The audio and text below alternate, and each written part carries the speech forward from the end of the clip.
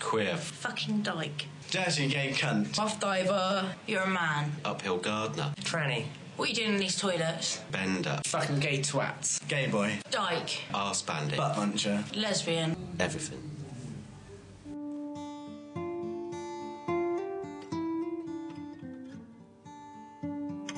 Homosexuality was made illegal by Queen Victoria. She didn't believe that two men could have a relationship together the same way that a heterosexual couple could. So, in her own eyes, she decided that it was something that she had to do something about. So she made it illegal. What she didn't do was make it illegal for lesbians. So throughout history it was always believed that women only had an affection for each other as a friendship and nothing else, but whereas two men, it became abhorrent. The Stonewall Riots were started because of the police persecution of gay men in New York. They used to raid coffee shops, bars and clubs that were apparently renowned to be gay venues. They would even send in police officers undercover to drink so that they could watch and see what was happening. And as soon as they noticed the same-sex couples dancing together or holding hands, they would then call with a signal and the place would be rioted. But the Stonewall Riots actually kicked off when everybody stood up and said, no, we're not taking this anymore. And they marched on the police headquarters in New York protesting. Homophobia is a huge problem in today's society, mainly in schools. You do hear it on the streets, but not as much as it used to be. But in the schools, it's still a major issue and has to be tackled. When I say has to be tackled, it has to be tackled by not just the schools themselves and the teachers, but it has to be tackled by the parents in the home, teaching the youngsters that it's not right to act in a specific way towards someone just because they're different. Growing up, I grew up in an era where there was no internet, so finding out information was much more difficult for myself. When people called you a name, or you saw someone acting a particular way on the television, the name calling, you would look for the words in the dictionary and you wouldn't find them. Watching people on the television, they were always the butt of a joke, or they were put in a position of being perverted or wrong. So as I grew up, it was difficult for a completely different reason to the youngsters now. My name's Billy. I'm 19 and I grew up in Reading. I'm working part-time at Esso garage, just for a bit of funding. Otherwise, I live with Will. I lodged with him because before I was like bumming around on people's sofas and stuff, so he just said that I could have a spare room. So. When I did come out to my friends, because I told one friend and they told everyone, and I lost all my friends. Most of them because being friends with me meant that they were gay, that they couldn't be seen like that. But the rest were obviously homophobic. So that was a bit of an obstacle, as you can imagine. But I did find new friends, pretty quickly, and they were stronger friends than the other ones. So it kind of worked out. Because I didn't have strong access to the internet where I was. And the school didn't have anything poster-wise, or they didn't even have like a group or anything. So no support. There wasn't any. I've known Billy now for almost 2 years. He came down with a friend to visit the charity when we first launched, came back and forth over a period of several weeks, and then eventually moved to Salisbury so that he could volunteer on a more permanent basis. And he's been now volunteering with us for about 18 months. My name is Wadid Salah Karlberg. I'm 31 years old. My Thai friends call me Yoi, and everyone else calls me Julie. I was born in Sweden. I lived there for 7 years, and then I grew up here in UK. I'm currently studying, and I've just started a 2-year BTEC course in music at Salisbury College. I started wearing female clothing since I was 12. Between that and the age of 20, I got a sexual feeling out of it. After that, it became a big part of my life. That was between the age of 20 to 24. When I was 24, I did live as a female for a year after I finished my degree, but I was squatting at a friend's house at that time. However, around February last year, 2001, I decided to stop coming out of the closet and then going back in again, and decided to come out properly. I've known Julie for approximately a year, maybe a little longer. She came to us with transgender issues that she needed help with and support, so we dealt with those by talking with her family in a groups format session, and we've assisted Julie as well with other things like finding service provision through medical help and information. She's a lovely person who's been treated quite badly socially on a personal level by people in the street, but she's overcoming that now by busking. My name's Sam Moran. I was born in Devizes, Wiltshire, but I've lived my whole life really here in Salisbury. I'm 44. I work for an organisation called BTCV, which is British Trust for Conservation Volunteers, and I do a lot of conservation work, and I'm doing a diploma in environmental conservation. I dressed in a very tomboyish way. I was quite a tomboy really. I was forced to come out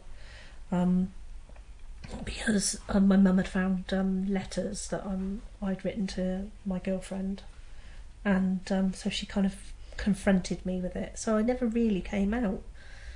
I was kind of forced to come out, and then that was it then, I just didn't turn, I didn't deny it after that. Well, I've known Sam for approximately a year, and she first came along to one of our events with a few questions that she needed answers with. We managed to sort that for her, and we've dealt with a few other issues for her on her behalf. She's become quite a good friend, and she also acts as a volunteer for the charity now. I set the charity up basically because I'd had friends and family members come to me asking me questions when they were worried about another member of the family or in their peer group, because they didn't know how to handle a situation when they thought someone may have been gay or lesbian. Also, I was coming into contact with people through media that had taken their own lives, and I just thought it had to stop. I was there at ground level, so I arrived on the very first time they opened up their social evening and youth group. So, I never attended, I guess. It gave me confidence in my aspirations, so it kind of gave me momentum to achieve what I wanted to out of life. Because it showed me that help is there if it's made to be there. From searching for transgender support groups on Facebook, I found Rainbow Rooms. My GP and Rainbow Rooms are the main people who have been very supportive all this time. They opened up a lot of doors for me, and I have to admit that it really made my life a lot easier, as Will, Clark and some other friends have given me some very sound advice. They also provide a welcome environment for me too, and whenever I've got any dilemmas I can just go to them and ask them. I've got involved with the Rainbow Rooms charity, and I'm volunteering with the youth group, which is quite exciting because I want to help young people who are come out in a positive way and make it as easy as possible for them, and not in the way that the problems I had, so that there's somewhere they can go for support. Well, I found out about it. I went to a music in the park thing. I used to go along to the social things, which I still do, I found that quite good.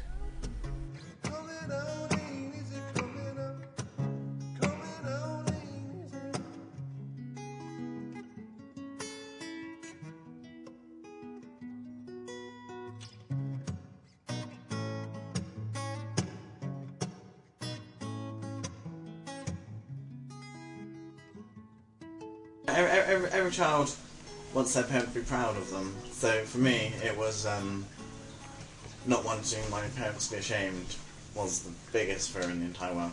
I think my dad was ashamed because he never talks about it, but I think that's better than saying negative things, so I'll go with that.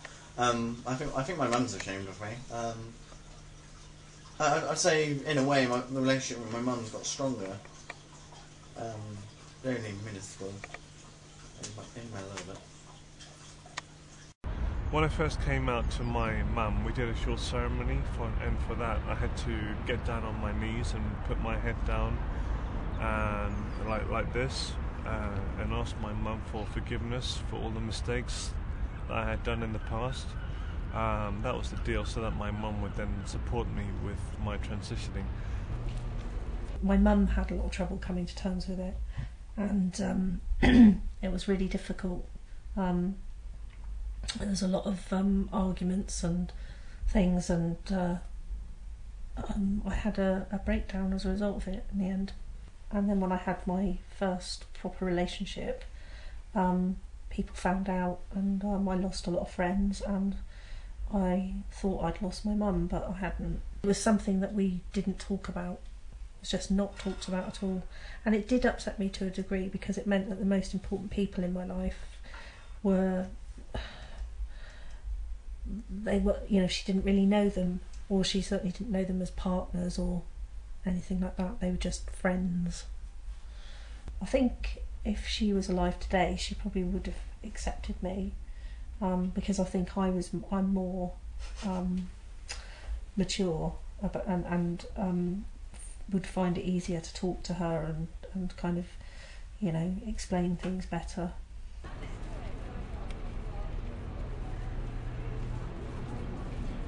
Not all transsexuals go on hormones and choose to have the operation. Some of them just decide to live the way that they do, or try their best to live as the gender that they're born, which I can't do.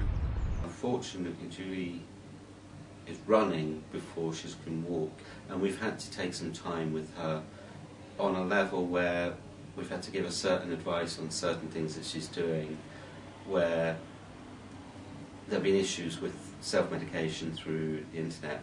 We've been trying to educate her into understanding the dangers and the problems that can cause.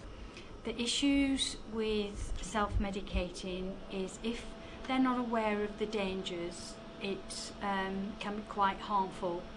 So basically, somebody who is self-medicating needs a general practitioner to do blood results on them on a regular basis to make sure they're not over estrogenizing themselves.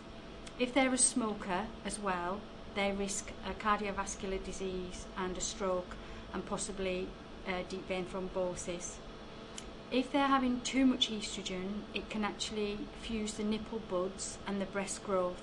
So eventually, when they do start to get some proper breast development, or they get no breast development because everything is fused, then if they were to ever have implants, they'd have very sort of odd-shaped, conical-shaped breasts. For 2 years, they live in the acquired gender that they want to be. So if you've got somebody who was born a natal male who wants to become a female, they have to live and prosper in the role as a female. So we expect them to dress as a female, behave as a female, and seek occupation as a female, and their bank details and medical details should all be turned around into the gender that they are.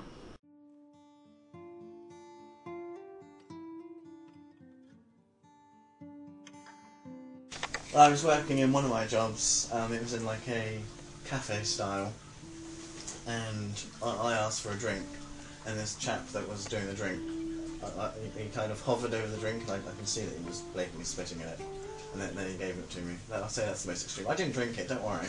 But yeah, I'd say that's the most extreme, like, volatile reaction that I've ever had.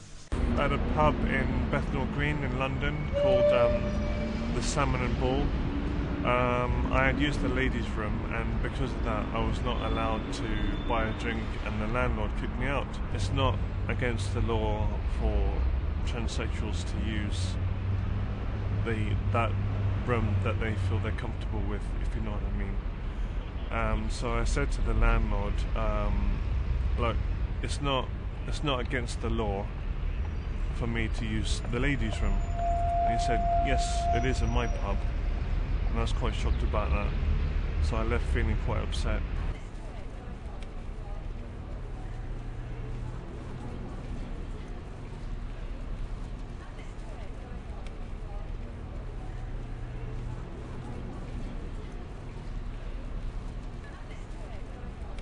At college, I'd been using the ladies for 2 months, and then someone complained about me, and my tutor recommended that I use the disabled loos. I declined and I called up Will Clark, and eventually the college had made a unisex bathroom just for me, as I'm the only trans person there. Some colleagues at work told me to be careful about my appearance, but most people are not affected by it. I pretty much did the rest, as I thought it was best for my students to hear it from me, their teacher, instead of someone else. I know that whilst transitioning, I need to either work or study, otherwise a gender clinic won't support me. But for a job I make a bit of scrap money from busking, but at the moment I don't have the confidence to do that. So I think I might look into volunteering work. And there are times when she can hear her daughters cry. My manager at BTCV is gay anyway, so it doesn't really make any difference.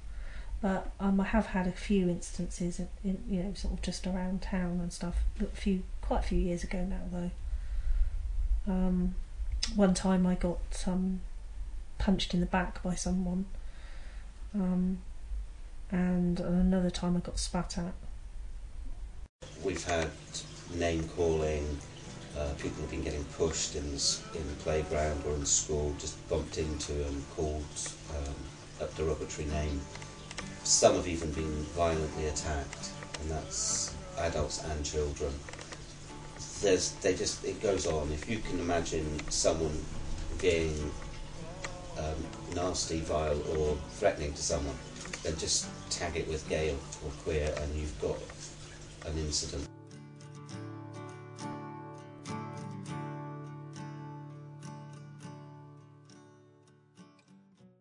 I do have a partner, and it's going really well. His experiences are a lot harsher than mine, so we come across quite a lot of insecurities when we're in like public places, because people assume that it is literally all about the sex, but it's more about people, same as it is straight relationships.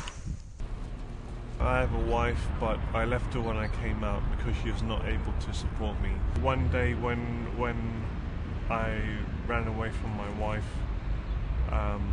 to be with my friend who's also a ladyboy, my granddaughter called me and she's wondering where I am, and I told her everything about what's going on in my life.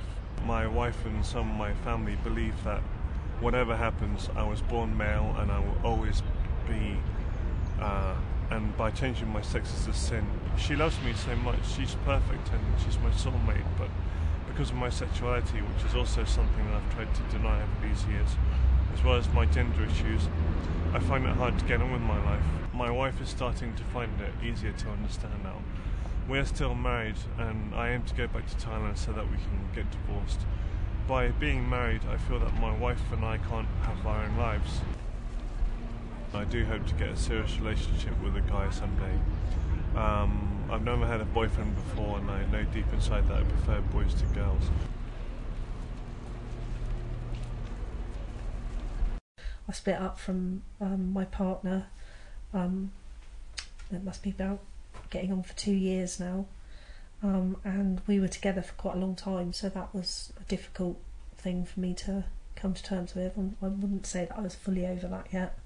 I don't enjoy living alone or being on my own very much. I hate my own company, so I found that hard. I have found that hard, and it's quite emotional. There was the euphemism of friend, so because we lived with a lot of elderly people, and they didn't, although they knew about us, it was never acknowledged ever. It was just, oh, I've seen your friend today, or something like that.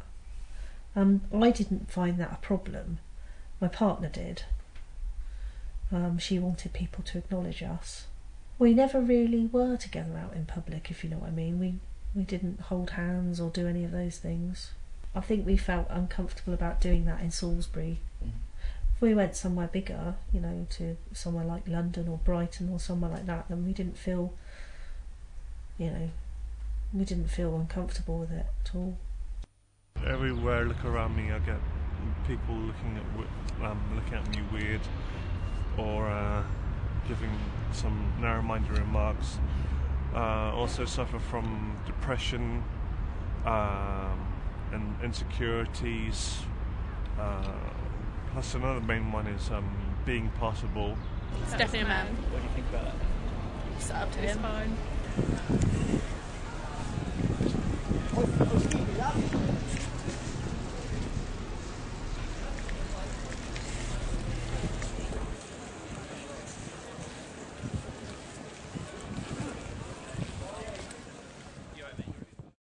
I mean, some people say like I look convincing. Some people say I look like a natural woman, but deep inside my mind, and also when people give me weird looks, I just think I'm not passable enough. I have been compared to I can't remember the name of the actor on Mighty Boosh. I think it's Noel Fielding, but he's not transsexual or transgender. He's just a glam, you know. I think they're accurate, but they're accurate of that single personality. I don't think they're reflective of the whole of, you know, the gay community as a diverse, you know, vector. I think some comedy programmes, if the person who is gay is, I don't know, joking about themselves, then I think that's good in a way, and I think that it shows that we're all the same, really. There are some quite good portrayals of homosexuality out there. You know, you want to talk to people about it and try and, you know, find some information as to why I'm so different from everybody else, kind of thing. So I always thought, even if I was the most manly person in the entire world, I'd still be gay, regardless. You know, it's very difficult to judge whether or not something's right, you know, unless you're in those shoes. You know, it's very difficult for me to judge, you know, why they're straight.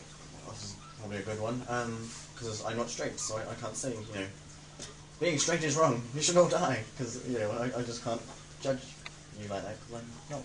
You know. I'm more than proud of being gay, but it's just, if I wasn't, then life would be a whole lot easier and simpler. But then, that's not to say that I'm not happy with what's happened in my life.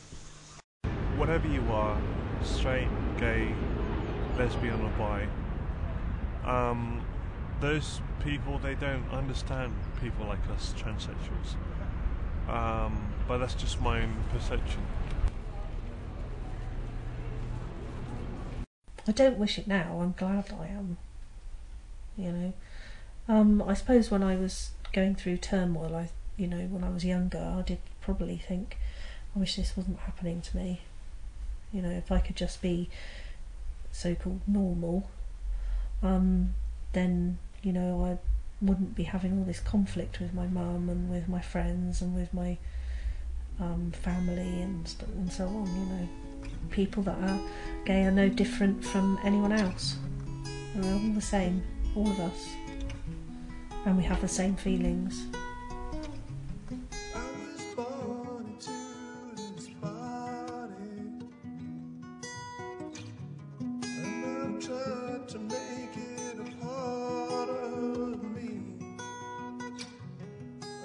Born